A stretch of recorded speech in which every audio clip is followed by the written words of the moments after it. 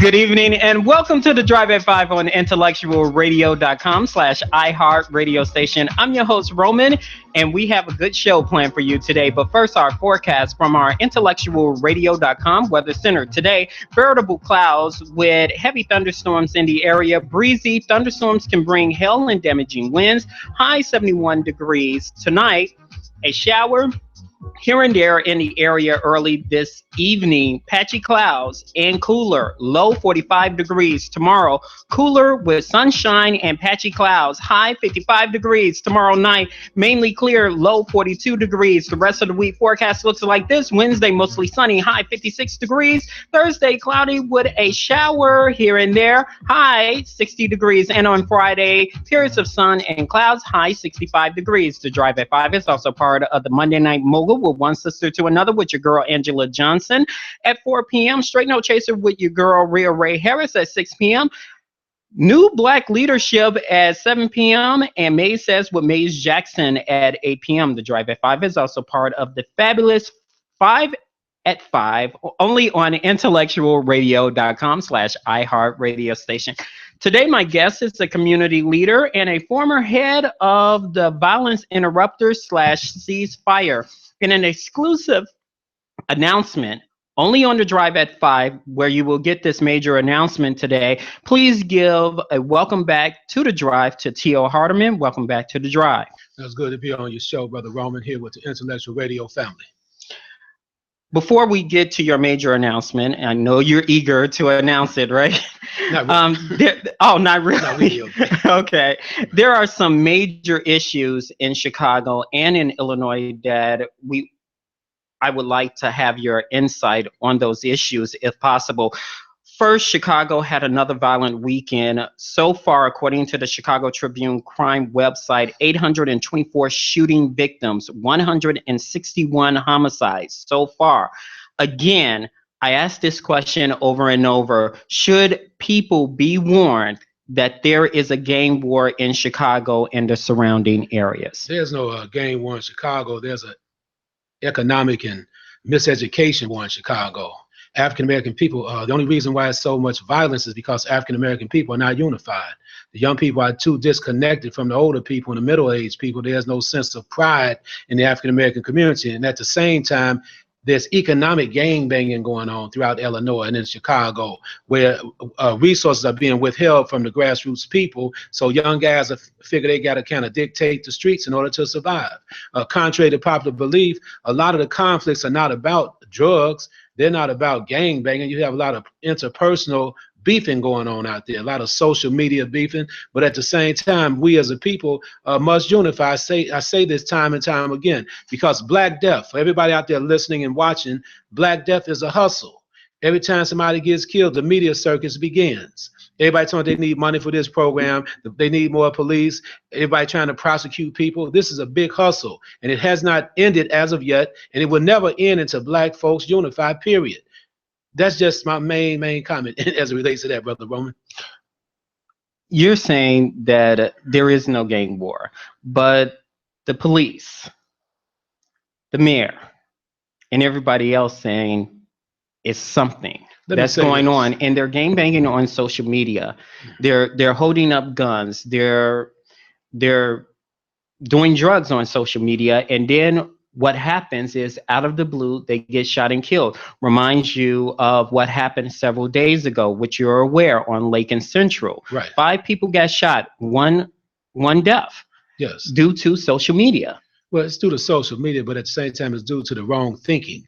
First of all, you mentioned Mayor Rahm Emanuel. Mayor Rahm Emanuel is not fit to be the mayor of Chicago. The guy's a crook. He's a crooked politician. He withheld information about an execution of a young man, Laquan McDonald, to win his re-election. When we get finished talking, that man should not be the mayor. And that's just the way a lot of people see it, not just T.O. Hardeman. And we're doing everything in our power to make sure that that guy is not re-elected, come time for the election, the mayor's race here in Chicago. But secondly, like I said before, there's a lack of unity amongst Black men in particular. Right now, for example, you got Black Lives Matter, right? I'm not going to put a lot of, responsibility on Black Lives Matter, but if we were to organize in our community before shots are fired 20, 30,000 strong. Maybe then we can get out there and meet with some of the young brothers and talk them down from pulling the trigger on their brother man, okay? But instead, it's easier to protest against the police. I've been a part of some of the police protests, especially against injustice here in Chicago and Illinois.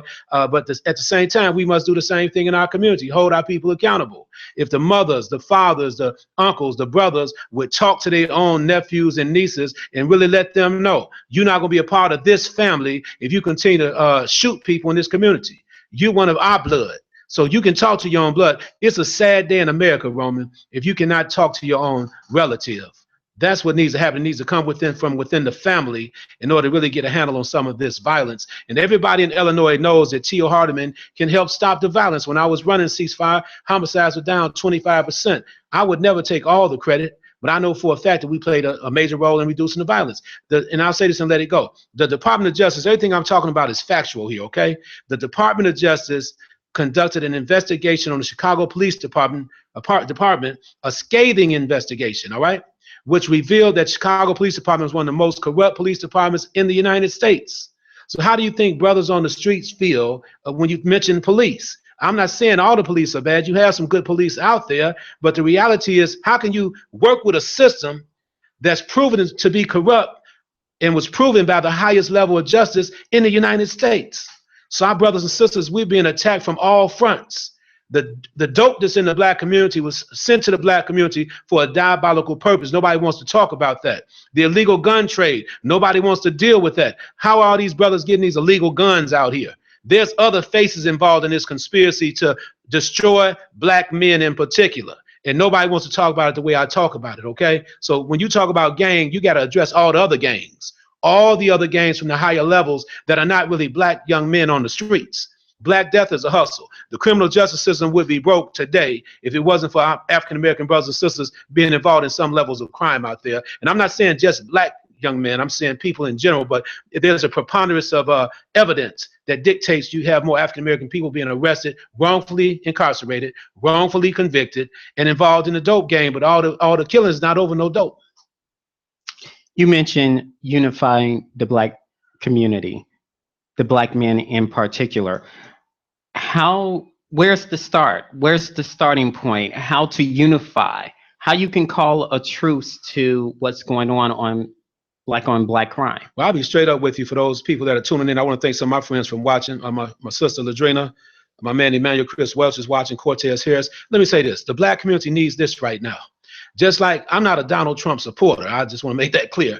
But Donald Trump trumped America and became the president. Right now, the black community needs a general type of individual. How he trumped? You made a statement. He trumped America. How he trumped America? Basically talking a lot of rhetoric, right? But a lot of people wanted to hear the rhetoric he was talking, and it paid off during the election. He won the election. He won the Electoral College, got him in there. He didn't win the general election as far as the masses of people, but he was talking the kind of talk some people wanted to hear.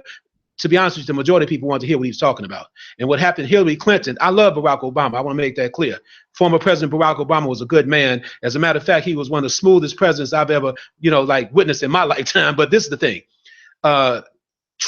Hillary Clinton messed up because she kept saying she wanted to live off of Barack Obama's legacy. The people in America was looking for somebody different. When you become the president, you have to cut the mold. You don't become part of another mold. You cut the mold. And Trump made his own mold. Whether he's right or wrong, he's the president. And I don't agree with a lot of his policies because I've been standing up lately as well. But when I'm talking about unifying the black community, right now the black community needs a general type of person that can galvanize these young brothers out there and let them know we are one people, period.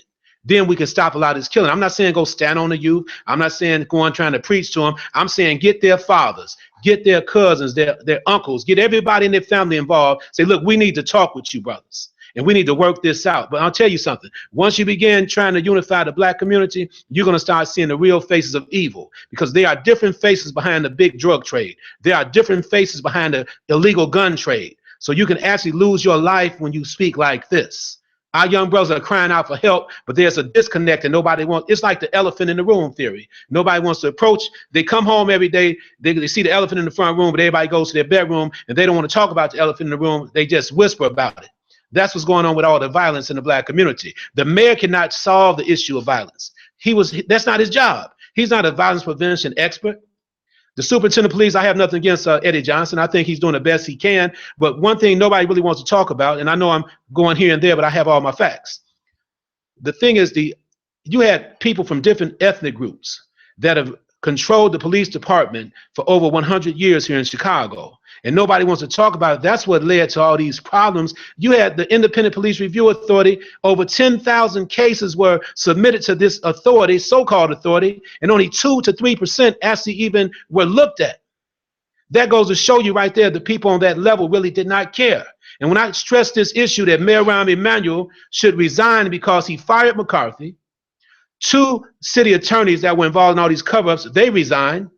And the head of IPRA, the Independent Police Review Authority, he stepped down because they were all in cahoots. So Mayor Rahm Emanuel is going around taking pictures with strange African-American people, playing games. He produced a commercial when he ran for mayor saying, sometimes I get it wrong, sometimes I get it right, and I just care for the people. But he knew Laquan McDonald had been executed, and I'm finding out later on that Officer Jason Van Dyke, this is what I'm just hearing through the grapevine, after he shot Laquan 16 times, he was trying to reload his gun again. So now we had a young man with almost 32 bullets inside of his body, opposed to 16. And everybody was involved in the cover-up. The police have been killing people in Chicago for a long time. And I'd like to salute all the young brothers that stood up and the young sisters out there, including myself. But we have a lot of more work to do. We have to get rid of Rahm Emanuel, okay? Yeah. You were the head of Violence Interrupters / Ceasefire. Now some community leaders are asking the mayor as well as the governor to fund Ceasefire again to help solve the violence in some of these communities. What is your take on that? Well, I have nothing bad to say about Ceasefire. You know, I'm the former director of Ceasefire Illinois. I have my own organization, Violence Interrupters Incorporated now. See, there's a certain spirit I was working from when I was with Ceasefire, and which enabled me to get out there and really make a big difference in Chicago. So if they fund Ceasefire, that's fine, but I have my own group as well. But I'm not going to put one group down in order to put my group up. I don't play that. I believe that people should support my group as well. But I'm not going around. What is your group? Violence Interrupters Incorporated. I'm a non-for-profit here in the state of Illinois. But that's not the same thing as Ceasefire. What I do with my group, Violence Interrupters, we just strictly mediate conflicts now, and I refer people to ongoing services once we prevent a shooting or homicide from taking place. See, everybody's in response mode. The reason the police can't stop the killing, I want everybody watching to understand this. The reason the police really cannot stop the killings is because the police have not been trained to stop killings on the front end. They've been trained to respond. This is not a criticism of the police. That's just the way it goes. I truly believe that police can mediate conflicts if they receive the training. I'm willing to train the police department in conflict resolution, mediation services, right? The police have a long way to go as it relates to stopping violence on the front end. A lot of community groups come after the fact as well. I used to be a part of that, so I know what I'm talking about. Somebody get killed, T.O. Hardeman on the news. It's a media circus. What happened, T.O.? Well, this is what happened, and that's what we're going to do now. But why keep making a name for yourself off the tragedies of other people? We have to stop that. Politicians don't have an answer when it comes down to reducing the killing, because the only way you're going to stop a killing, you need people on ground zero in the concrete jungle that's with those guys, where those guys trust those individuals where they can stop a killing from happening on the front end. The politicians, I love all these politicians out here. They my brothers and sisters, but they're not on the front end. That's why you hire Violence Interrupters and groups like Ceasefire to do that kind of work. But that's my response to your question there. But I support my state rep, Chris Welch, strong brother. He's down there taking care of the business. He's advocating for funding for different groups and everything. But Governor Rauner has been one of the toughest governors that we've seen in a long time, and he hasn't done nothing to move the state forward. Everything he ran under the premise that he was going to shake up Springfield, but the only people he shook up was the working class and poor people of Illinois. You have mentioned that the mayor has failed the citizens of Chicago because he does not have a plan to curb the violence, and should be removed, as you mentioned, because of the Laquan McDonald cover-up. Do you think African Americans are forgiving him since the cover-up? Why you think African Americans are forgiving? to him because of Laquan McDonald's case. Some of our African American leaders, preachers in particular, I'm saying this in a way where it's kind of like I had put a post out a long time ago called "The Sellout Pastors of Chicago." Okay, I got a lot of hits. Over 4,000 people shared the post, and a lot of people got mad at me. But you have pastors out here that are so forgiving of Rahm Emanuel and aldermen and some elected officials, but they won't forgive one of the brothers or sisters if they cross the line. But why, can I stop you there? Yes. Why they're so forgiving? Why you think the pastors are so forgiving? Well, first of all, if you talk about it from a religious perspective, see, this is the thing. You cannot really measure politics and religion. A pastor should stay involved in religion and preaching the gospel, not get involved in politics. The only community where pastors get involved in politics is the black community, because all of us are looking for a biscuit or a chicken dinner. That's our problem. We're looking for a few dollars on this side or that side. That's what's hurting us. And if you're not part of the popular in crowd, you're not going to get the support. Like when I ran for governor, I had some of my best friends that are in politics saying, look, I can't take a picture with you, bro, because you're running for governor.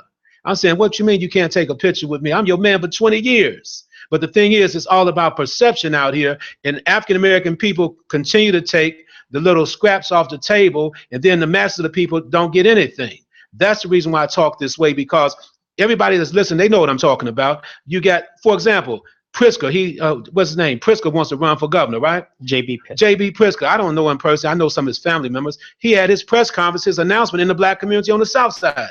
Everybody's depending on the black vote, okay? But nobody wants to really provide the necessary resources to the black community to help uplift the black community. With all the people we've supported politically, I'm talking about all the way from Bruce Rauner, where you had a couple of pastors that supported him, all the pastors that supported the former governors.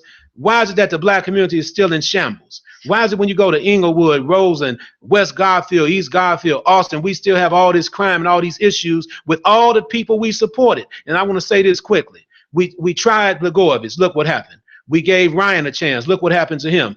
We tried Quinn. Look what happened to him. Now the populace of the people tried Rauner. Look what's going on in the state. For the first time in the history of the state, people can't even get their money if they play a lottery ticket, if they win a certain amount, okay?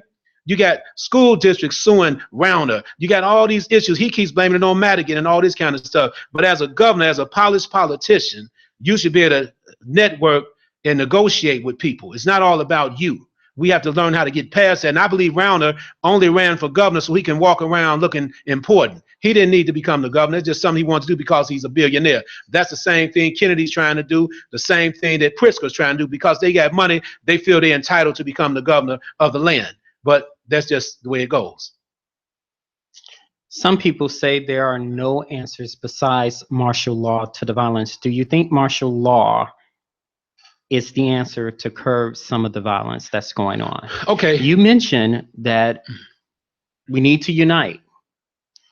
There are programs, there are organizations out there. However, they're not using them.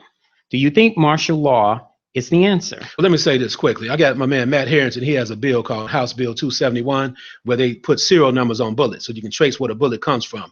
That's a possible solution, that can help solve some of the crimes, okay? When you talk about martial law, if you're not going to put martial law on the people that are withholding resources from the community, you're not going to put martial law on the people that are running away with all the big money off the top, then what do you need martial law for? African-American people, once again, everybody wants, for example, everybody say lock the brothers up. I mean, that's the what you might say, the easiest way to go about it. But you don't know what happens when people get locked up. They become twisted down there. They don't have no rehabilitation going on in them penitentiaries. People want to just lock people up, throw the key away, but the same people end up getting back out on the streets. So when it comes to martial law, if you're not going to take martial law all the way to the top, to the bottom, then we shouldn't even be talking about martial law. Don't try to call on the National Guard or martial law because you're not doing your job. That's the reality right there. The police department in Chicago, if that's the case, why do you need the police department if you're going to bring the National Guard in, okay? Why do you need, where are these programs at now? The violence is up. You don't see none of them programs on the news talking about what they're doing now. But if the violence was down, you'll see everybody doing interviews. I'm one of the only guys that's still out there no matter what, taking care of the business for the people. When the cameras go away, even though I'm on the camera sometimes, I'm still in the community. I was on 75th and Coles for the last 6 days, Talk to them brothers out there and them sisters. I consoled the mother of the 2 victims yesterday on Sunday. Took our time out my schedule to go see the mother and make sure that she was feeling okay. Words can't explain the grief she's feeling and the hurt that she's feeling right now. I got brothers like Lewis Chamberlain. We was out in Austin over there on Central and Lake the other day. No cameras. We just went out there, talked to some of them brothers and sisters in the neighborhood. So that's where the healing process begins. But I have to repeat this for the record. No black unity, no stopping anything. If everybody's depending on the black vote statewide or nationwide, but really I'm just talking about Illinois now, then why don't we come together as one major big black community and do our best to make sure that somebody African-American runs for governor, like myself, somebody that's going to get out there and really champion the cause for the people. And then everybody has to come see us then, come talk to us. You're not going to just get our vote just because you got some money. You're going to get our vote because you respect everything that we putting on the table. That's why you're going to get out. No, you're not going to give it to Pastor Doughboy. You're not going to get the money this pastor, that pastor. This money going to come to the community in a community pot. Okay, that's just the way that goes. You almost let the cat out the bag before I even asked. Right. Yeah. Right. No, I just said support somebody like me. That's what I said. But you mentioned so many things. Yes. Why you think there's so much of a disconnect with pastors? You're saying because they need to stay in their lane. Others think that they have some type of influence to get it right in their community. Okay. What you say to those? Well, I'm saying is this. I'm not knocking all the pastors. What I'm saying is a pure fact. You look in the Latino community, the white community, do you see all those pastors standing next to elected officials saying they endorse them and support them? You don't see that, because in the white community, it's an unwritten rule. They already know who they're going to support. They know what they're going to do, and they know what they got coming. All right. They don't even have time to even focus on that type of stuff. You don't see Latino pastors doing that. All you see is black pastors, just like back in Roots, you had what, the Fiddler, and you had the different people that would go out and try to, smooth over the masses of the people to support being in slavery. Nat Turner, that's why Nat Turner was resurrected to stand against slavery, because he was a preacher that they would use to go tell other slaves that slavery was okay. It's in the Bible. But Nat Turner said, no, I'm reading the Bible. There's nothing in the Bible about no slavery. My people need to be free. So that same model is being used today. They go get preachers to calm the community down, get the preachers to talk to the population and their congressional members. I mean, not congressional members, congregation members. They get the preachers to do all that stuff. And therefore, it makes it look like the preacher knows the man. It's that house Negro, field Negro mentality once again. Do you think that Mayor Rahm Emanuel is doing the exact same thing you're talking about? He's been doing this. He got the model from Mayor Daley, and Mayor Daley got the model from his father. There are a lot of books out here that you can read, like Mean Streets. It was a book written by Andrew J. Diamond, who he kind of like told the story of the 1919 race riots in Chicago, and how after that took place, how the white politicians, mainly out of Bridgeport area, they began to forge these relationships with African-American people across the expressway over there, back in that day. And the beat's been going on ever since then. It's always a good old, the thing is, I'm talking this way because I love all people. I'm not against white people. I'm not against no race, but I am against hypocrisy. So what happened, the same model that they use on the plantation is the same model they used when they went to Africa to take our ancestors from the west coast of Africa. They go in and try to make friends with the kings and queens, like they offering them something, but the kings and queens had everything that they needed over in their own land. And then Ben Carson came out and I know I'm talking about this, but this is relevant. Ben Carson, you haven't heard from him that much lately, but he made a comment that African American people were immigrants. Then he changed it, saying they were involuntary immigrants. I don't know what planet this brother comes from, but over in Africa, the people had everything they needed. Our people were forced to come over here. So the reason I'm not bowing down as a black politician is because we need somebody to speak up for the masses of the people that's not going to compromise his or her values. So when you ask that question about martial law, why do we need martial law when they didn't put over $1 billion in the law enforcement and it's not working? Somebody doesn't want this to work.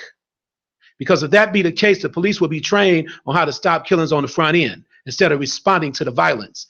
Once again, take dope out the black community. Take the guns out the black community. Who would you have the police then? Think about it. Everybody watching and listening, what need would there be for all these police if you take the legal dope trade out the game, out the equation? You're going to still have some shootings, probably some killings here or there, but it won't be to a higher level. If the black man wasn't breaking law due to a lack of knowledge, due to economic game banging with some of the people that are holding the purse strings, then we wouldn't have these problems in the black community, because everybody would be educated. we would be amongst men and women, just like the ancient city of Carthage, okay, where you had intellectual thought leader, black people that really used to dictate world policy. Like right now, you got Trump, he's the president. Where are all the black leaders, thought leaders that can talk about Syria, that can talk about North Korea, that can talk about world issues? Where are the black thought leaders? That's what we have to really represent. And then people watching gonna say it's not just about black. Don't get me wrong. Like I say, I got friends from everywhere, but we have qualified African American people that can take care of the business, and that's the way we have to look at it. Getting back to local issues, the FOP is now negotiating their new contract with the city.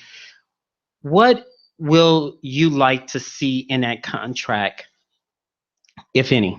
Well, the main thing, what you need now in that contract, if the police cross the line and it's caught on videotape and they shoot and kill somebody, that also needs to be arrested on location, and then let him go to jail and bond out like everybody else. Stop playing these games, putting the officer on desk duty. If it's on videotape and you know the officer killed somebody, whether the person is black, white, or Hispanic, or Asian, and you know, like one of his own fellow officers, whoever he might kill, if you see it on videotape and the videotape is solid gold, put him in jail and let him bond out like everybody else. That's something people should dictate policy on that issue. The IPRA, all the community groups out there should organize together and make sure that happens, because that's one way you can stop some of this carnage. And just to tell you, give you a little bit more, let me see, put a little bit more light on it, okay? It appears, and I want everybody out here to really hear me on this, it appears that somebody gave some officers the green light to shoot and kill, ask questions later. And the reason I say that, because if you look at the last year here in Chicago, there hasn't been as many police shootings. So somebody's turned the switch, it was turned on and somebody's turned it off. So that goes to show you they could have put the clamps down on it a long time ago. All right? So something's not right when you take a look at everything right there. And there's been a history of issues. There's been like a lot of issues there, and that came out in the Department of Justice report.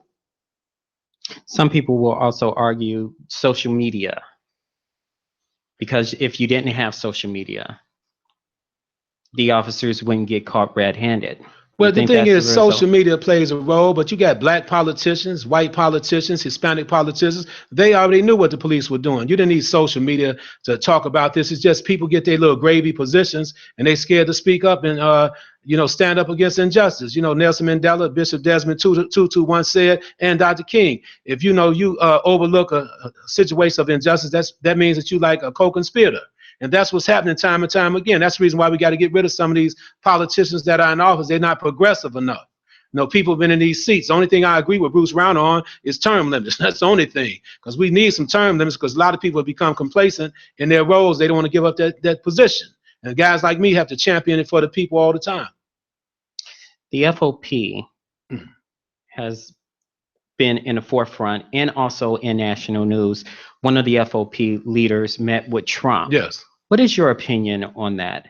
Well, because that's in some people's eyes, it's a total disrespect to the police superintendent. You're bypassing them. You're bypassing people who have a real legitimate say in what's really going on.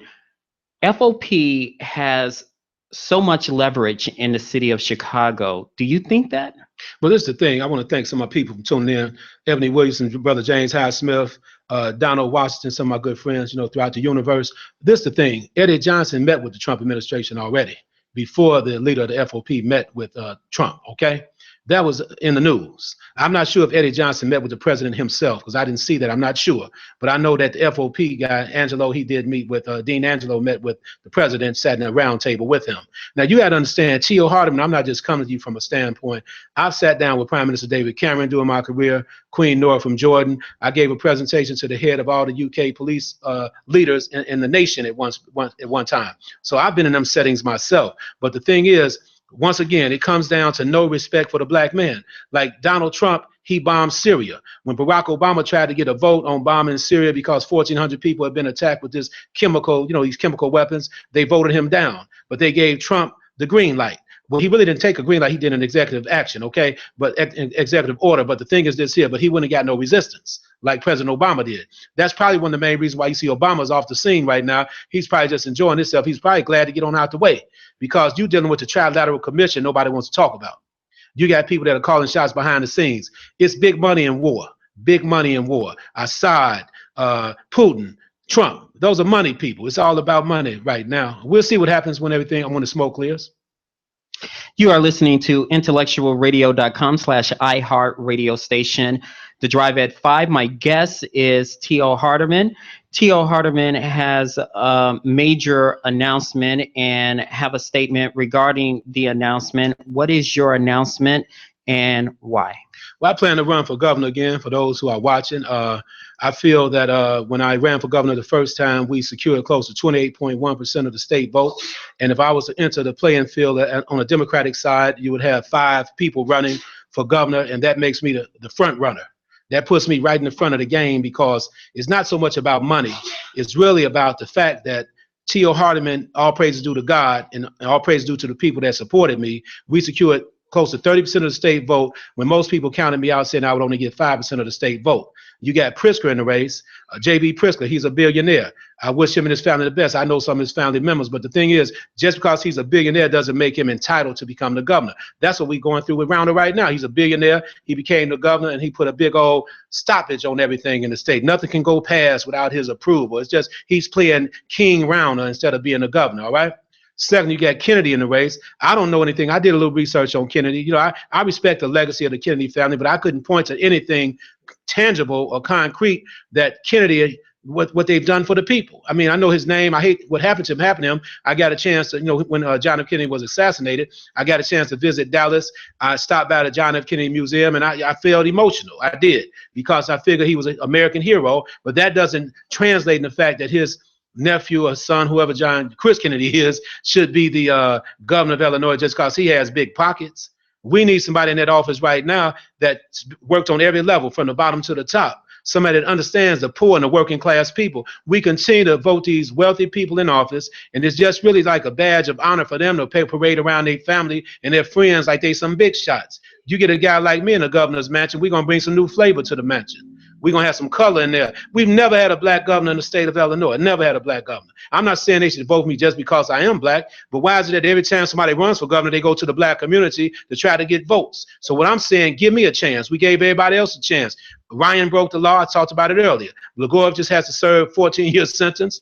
We see what's happening with Rounder. Give T.O. Hardeman a chance. Let's bring the neighborhood to the governor's mansion for a change instead of all these big time brokers. Let's bring the neighborhood to the governor's mansion. That's what I plan to do. All these black folks that everybody depend on our vote. Let's bring all the people up there. The working class Irish, the working class Italians, the working class Polish people, the working class Latino people. You know, the list goes on. The African American community, the African community.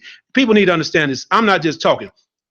I have friends in Lake County, Decatur, Peoria, East St. Louis, Champaign-Urbana. I have friends in Kankakee, all the way down in Marion County, all the way down by the end of the state line with Missouri and Illinois. I made friends everywhere. So, you know, Jacksonville, and I just want to just say I love the people. Evanston, all out in the south suburbs, western suburbs. All I need, to be honest with you, we can defeat everybody in the race. All I need is about $2 million and maybe just $1 million. I can win the primary. And then on the flip side, just playing the devil's advocate for a minute. If I decide to run against Rounder in the Republican primary, which I probably won't, just check this out. He has no competition because people are scared. I'm not scared. I can run against Rounder and beat him in the Republican primary because a lot of people don't like him anyway. It doesn't matter how much money he has, but it is he's paid everybody off. So it comes down to a big money position. Why do we need a governor that's a billionaire anyway? I can see us, and everybody watching, check this out. I can see if you're a billionaire and you become the governor and you use some of your billions of dollars to pay off the deficit. Why didn't Bruce Rounder take some of his billions that he's spending on everything else and say, I tell you what, the state deficit $4 or $5 billion, I'm going to take some of my personal money and pay the deficit down. Since you're a billionaire and you want to help the people. Stand up and do something like that. Not one politician, not one leader has done anything that's bona fide with any real results in the black community, because we're still suffering from high unemployment with our youth. High levels of violence. The schools are poor, deteriorating schools. We got a multitude of issues. They shut down mental health services. You know, I have a 2020 plan which represents a perfect vision for the state of Illinois.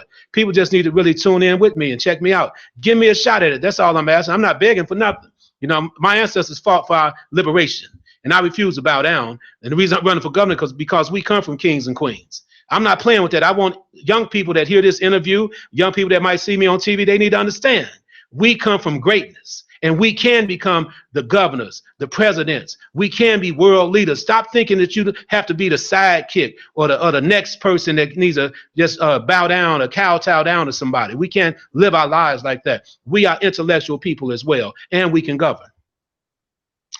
You are running against some would say heavy hitters. J.B. Pritzker and Chris Kennedy have announced they are running for governor. Now you have thrown your hat in a ring just a couple of minutes ago. What is the difference between yourself, J.B. Pritzker, and Kennedy that people should consider you instead of them?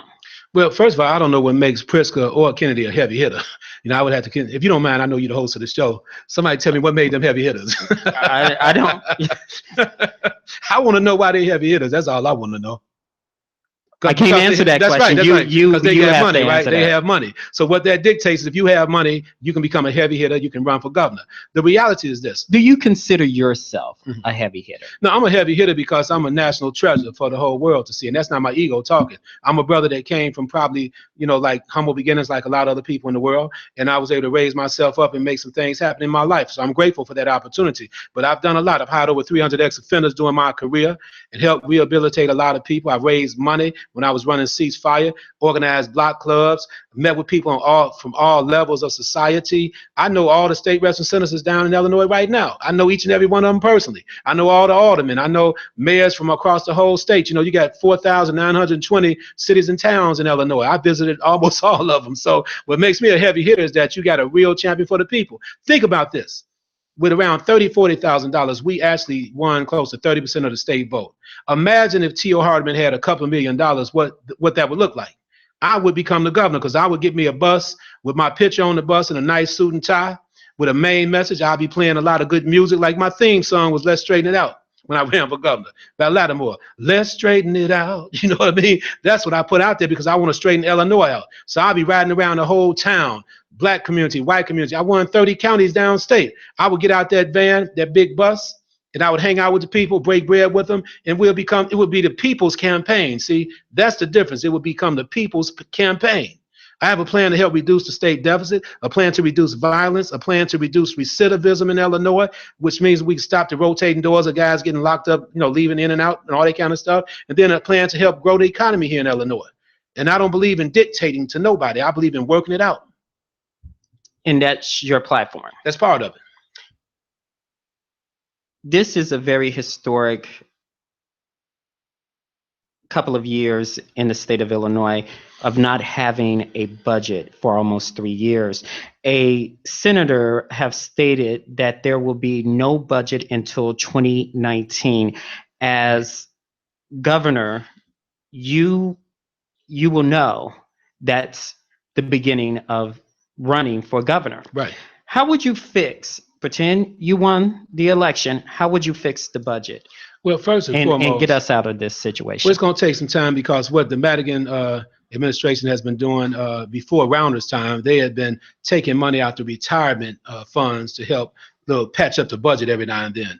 What part of my plan was to open up 5 new state-owned casinos and allow that money to go right into offsetting some of the budget problems. But it wouldn't be enough money to fill a $5 billion loophole there, but it would be enough money where we could stop the practice of robbing the retirement fund in order to pay our bills. So therefore I get our bills back in order where we don't have such a backlog. And then I would look for other ways to maybe impose some taxes on some other things throughout the state. I'll take a good look at it, and then we can maybe increase taxes in some areas or another to see if we can raise enough revenue, like some more special type of license plate, some kind of way to raise enough revenue here in Illinois to really bring that budget down. Now, I want to take a blast from the past. You had a Republican governor, Jim Edgar. Actually, under Edgar, there was a surplus in Illinois. There was no state deficit, okay? So we got to look at some of the practices in which they implemented. You got guys like the governor of Ohio. You got the governor of Indiana, Mike Pence. He's the vice president now, but they did pretty good in their state. So we need to sit down and talk to those governors there and see what they did to make it happen in their state where they got a surplus. And you got a lot of good models out here. It's just in Illinois, like a lot of other states across America, you got the Titans fighting. You got Madigan and Rauner over here. Rauner's not really qualified to be governor. He just got in that office because there was like a vacuum there, and he was able to kind of fill up the vacuum, so to speak, because of all his rhetoric. He down talk Quinn. He did everything in his power to try to put himself out there on a higher platform. He has the money to do it. He just put $50 million in his campaign war chest. And I'm the only guy out there, for everybody watching, once again, I'm the only guy out there that would run against him anyway. That money doesn't bother me. I'm a people person. I know how to take my message to the people. But this time, I believe I have a few more dollars to run. I believe some people told me they would support my campaign. What programs will you cut, and what programs would you leave alone? Well, first and foremost, I think we really need to look at the tax structure here in Illinois. And I would look at probably imposing more taxes on the very wealthy people. There's no doubt about it, because for too long, the wealthy people have been looked out for guys like Rauner and that ruling class, so to speak. So you're against the trickle-down economics? Without a doubt. I would actually impose higher taxes on rich people. I mean, they may want to listen to this interview. That's what I would do in a heartbeat, because right now the people are suffering. You still like Governor Quinn. I'm a friend of Quinn's now, but when he ran for governor against me, he was talking about increasing the minimum wage to $15 an hour. It was just a political football at the time, because he knew he couldn't increase the minimum wage by $15 an hour like during the election. It's going to take some time. Even though they made some progress, they've increased the minimum wage. It's like a plan. 1 year they increase it to this amount, the next year and the next year. But the thing is, I don't want to just put something out there that I cannot deliver to the people. So when you talk about programs to cut, I don't really see no programs that we can actually cut right now. I mean, I try to think out of the box. There's a $1 billion budget for the Illinois Department of Corrections. I think we can trim some fat there. That will not lead to inmates where they don't have what they need to survive. I've been hearing a lot of horror stories coming from the Illinois Department of Corrections, where these guys are on 23-hour lockdown. In some situations, these guys are not violent offenders, okay? You got their breakfast being served at 4 o'clock in the morning. If you don't get up in time, you don't get your breakfast. The breakfast is cold, and by the time you have lunch, if you don't eat breakfast, you're just in your cell starving. If you don't have no relatives that can actually send you something on the books where you can buy some food. So I would like to see what more can be done, and I would also like to experiment with putting some computers in some of them cells, so these young men, instead of looking at TV all day, a computer that only teaches reading, math, and science. So all day, if they want to sit in their cell and not do anything, but they will have access to a computer, not for the internet and all that stuff, with learning lessons on the computer, so they can learn how to read and write. So when they come home, the chances of their not being involved in the recidivism rate, they can possibly do much better in their lives. You mentioned all the senators, yes, so forth and so on, but you're a realist. You don't see eye to eye with some of the Black Caucus members. As governor, how would you get them in line with your agenda? You mentioned 5 casinos. Some people say you can't casino your way out of the deficit. Yeah. How would you get them in line? Well, the casinos won't resolve the entire state deficit. Getting the Black Caucus in line would be relatively easy. I believe that I can talk to them and we can negotiate and work things out, because the Black Caucus, I haven't seen a lot that they've done to bring us out of this here violent behavior that's taking place in our own communities. Why? I mean, it's just because everybody wants to just throw money at a problem and not really investigate the problem for themselves. Okay? So you're saying, as governor, you will investigate the problem? I would be the only governor in the whole land ever in history that would go out and mediate conflicts with young men on the streets. Imagine your governor coming to the South Side and say, I want to meet with everybody. I want to sit down with everybody. I plan on bringing the neighborhood to the governor's mansion for real. I'm not joking about that. I'm going to East St. Louis, Peoria, Decatur, all through Illinois, and definitely Chicago, South and West Side, and bring the brothers and sisters to the table of peace. I think that would give me more carte blanche type of inroads into our people. I just think it would do just that. I'm one of the only people I have a proven track record. I know God gives me the words to say. I'm not just talking. I have a plan, a blueprint that God gave me that's going to work for this state. And I'm not religious. I'm just spiritual. Again, as you mentioned earlier during the show, is known as the Bulldog in Springfield. Majority of the budget style made is contributed to Michael Madigan's failure to negotiate with Governor Rauner. Knowing some key not-for-profit organizations are at the brink or closing their doors by the end of the year, how would you transform his stubbornness in failing to compromise that affects mainly the Black community. Well, you talk about the Black Caucus. It's the Black Caucus that continues to support Mike Madigan and his In what efforts. way? Well, they support him on most of the moves he makes. He's like the unofficial governor of the state of Illinois. He's been that way. My thing is there should be. But like, don't you think? And sorry to keep you interrupting, but don't you think he's strong arming them in some type of way as governor? How you going to get the Black Caucus members who you said, not really saying, but basically being sold for chicken dinners, biscuits, or something like that, as you mentioned, the preachers. Yeah, without a doubt. But what I would do is Mike Madigan, he is the Speaker of the House. And I think if I became governor, Mike Madigan would actually resign. Because they don't, because the thing is, I'm one of them guys, I'm like a maverick, okay? I get in there, I take care of the business. I'm like a pace setter. I'm not waiting for nobody to kiss nobody's ring and all that kind of stuff. So the reality of it, Mike Madigan's time is kind of expired already. What also goes on, a lot of people get in these positions. That's why term limits is very important, because he's so situated. He's in that seat forever. In his mind, he's gonna be there forever. And that's what's going on. That's why people have become complacent and we can't get a lot of things done.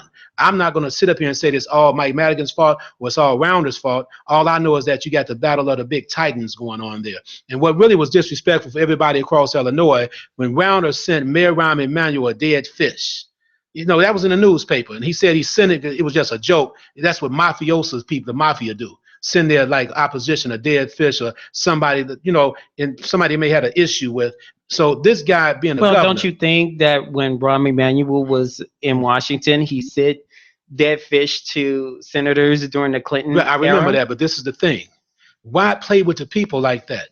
Why would you stoop to a level, being a governor, to send somebody a dead fish? What statement were you really trying to make? You also have a governor, Rounder, that doesn't want to send emails out because he said emails get you in trouble. One thing about my platform when I was running for governor, I said I would videotape. Hear me good, people out there. I plan to videotape all my meetings with special interest groups. So therefore, if you want to know what I said, it's right there in volume number 1. You see, so therefore, there won't be no margin for error when I become the governor. The Black Caucus will get in line once I become the governor. There's no doubt about it. You got a lot of jealousy out here. See, people get mad when you run for governor, you run for president. They start saying, well, who does he think he is? And that's all that's about. And people need to get over that, because we've lost every step of the way with everybody else they voted in. So why not give somebody a chance like me that comes from humble beginnings all the way to the top, okay? Why not make that a reality? The word lack is the best description in some Black neighborhoods and communities here in Chicago, including jobs. As governor, what kind of jobs would you like to lure to Chicago, and will it be some Black neighborhoods in order to curb the job problems and improve the neighborhood in the Black community? Well, right now there needs to be a big, gigantic effort to take place statewide, especially in the African American community. When you talk about jobs, we need to go through a process to work with young brothers and sisters out there and match them up with jobs that fit their skill sets. Because everybody talks about just go get a job. Some people have a low reading level, comprehension level. Some people are illiterate, okay? Some people don't know how they might be good with their hands. Some people might be good talkers and all that stuff. So we need to match people up with jobs that they can actually go to work on.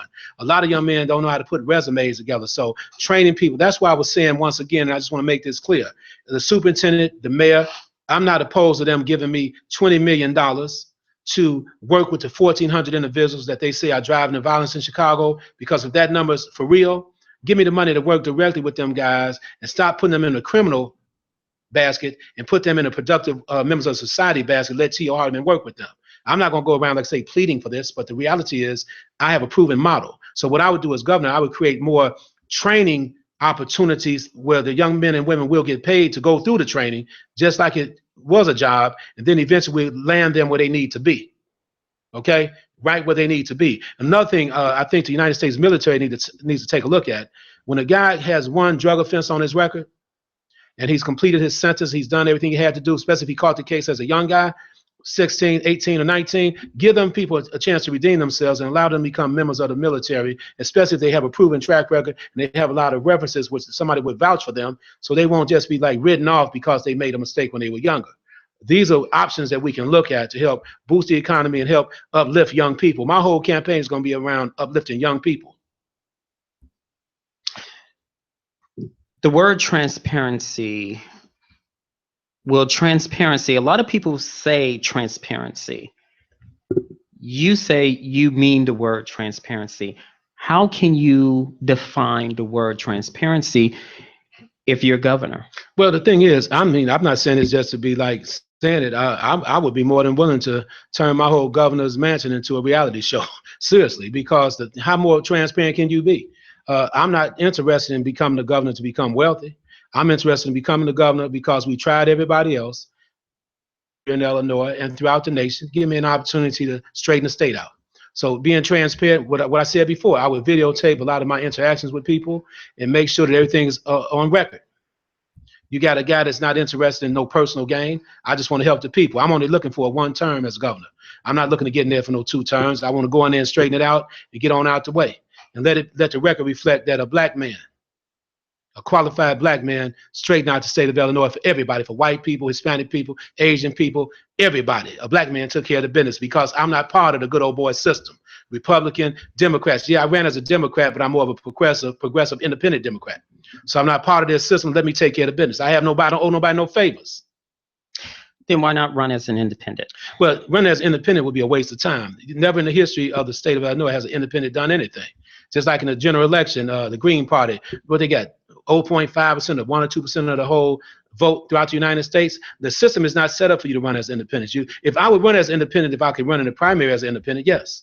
But you can't do that. You have to wait till the general election. Then you look like some old out of space character that's trying to run for office. It would never work.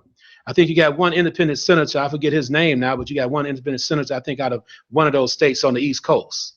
He was independent. I forget his name right now, but it happened in other states, but not here. Where you see yourself in the next couple of months?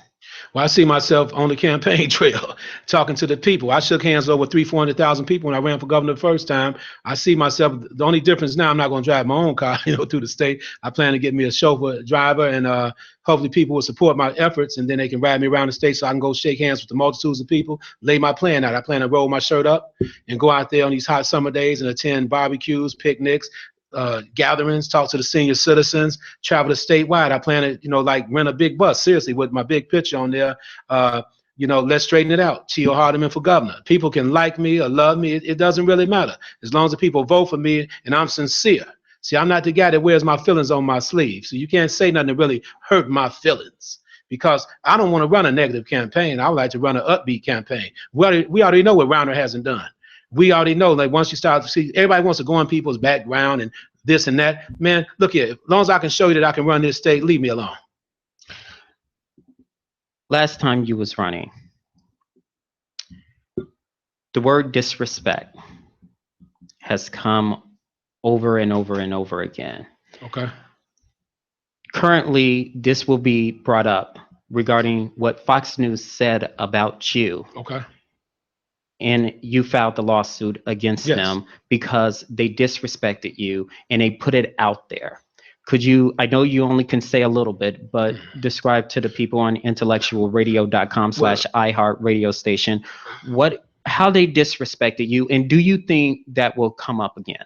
Well, I'm a pure champion for the people. What Fox News did was dead wrong. The reality, I can't talk about it because it's an ongoing litigation, but I'm suing Fox News for $12 million.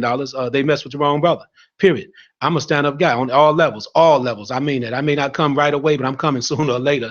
And when I ran for governor, they waited until I made the ballot. I made the #1 slot on the ballot. Then they ran a defamation story on me. So I'm in court with them for the last 2 years, and we're going to see what happens. But I'm not going to go into details. But they should have never did that. If I had enough strength and fortitude to run for governor, how the hell are you going to slander my name?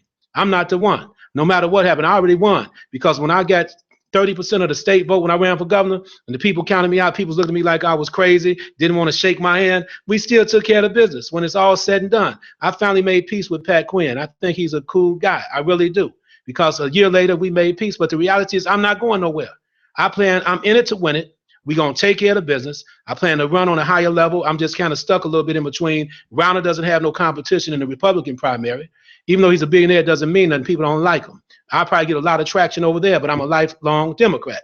So I got to look at it both ways. And remember this, for everybody listening and watching, I would be considered the front runner if the media were to play me right if I ran as a Democrat, because I secured 30% of the state vote. And Pritzker, he's new. Kennedy is new. Patel, the Indian guy, is new. Now you got another senator out of Everson. He's talking about running. He's new. So T.O. Hardeman is the only game in town. But the black community must unify like an iron fist and say, man, look here, I'm supporting that brother. I'm with him, and I could win that primary just on the fact that I'm a qualified brother taking care of the business for the people. How would you demand your respect? Just by doing that, or?